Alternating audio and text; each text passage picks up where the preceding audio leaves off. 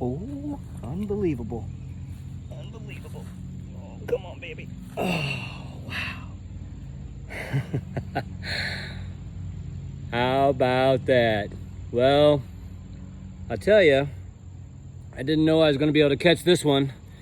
So I walked up and I saw where there was a pretty big mound here, and he had been working around it. I didn't notice it this morning when I walked by, but when I come back through, it looked really fresh. So anytime that you see something that looks really fresh, at first I just wouldn't mess with it.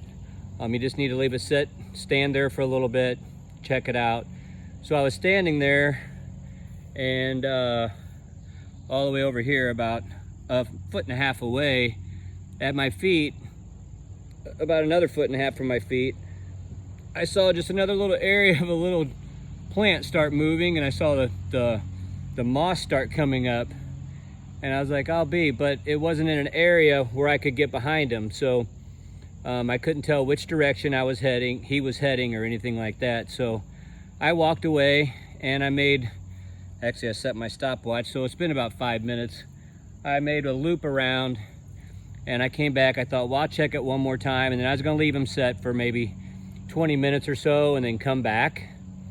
Now they come back through, I saw that the big mound again started moving. So up on this hill behind my house, I have a mole that has just been terrorizing, making all kinds of mounds. They're really hard to catch in a mound. I really need to catch them when they're in a run so you can get right behind them. But I'm hoping this is the same guy. I don't know, but again, he's been causing such a mess. I hope that this will take care of this situation. All right, guys, I would love to teach you how to catch some moles. God bless you all from the MOLiminator.